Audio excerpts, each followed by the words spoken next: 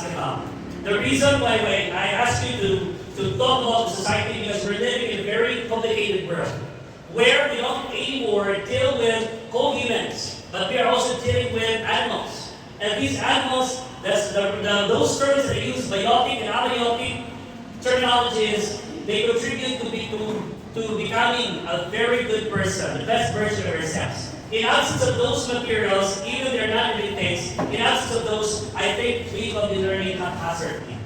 That's why we're here. And we have to ask these questions. The reason why you're asking here because you wanted to know what is the teaching profession about. You wanted to know how to teach, what is the nature of teaching profession, and the nature of the learner. What kind of learner do you have? That's why we are asking about the tribe. He is a Manao. He is a Suwanin. And we talk about ethnicity, we talk about indigenous peoples, we are dealing with different kinds of cultures, traditions, belief. Right? Am I correct? Am I correct? Yes. Because you want to be tactful. You want to open your mind, you want to open your mouth and utter things which are considered to be haram in Muslim. You don't need to, discredit, you don't need to degrade other kinds of culture. That's why you have to be very, very careful about the things that they say. That's how powerful a teacher is. That's how influential you become as a teacher in society. And we use all of these faculties for our development. We use it to becoming a person who has a value, who has a worth, who has the honor, who has the dignity.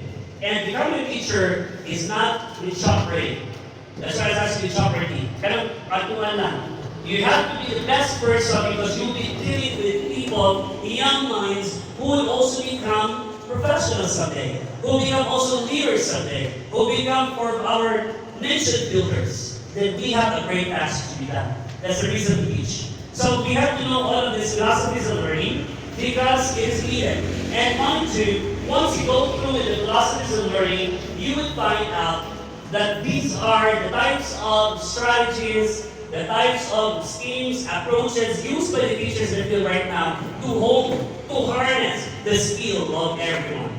Every learner that is admitted into you. In your part, you don't know about this. What you're only getting right here are all theories of learning. That's why when I ask you what your expectation is said, we want you, sir, to model.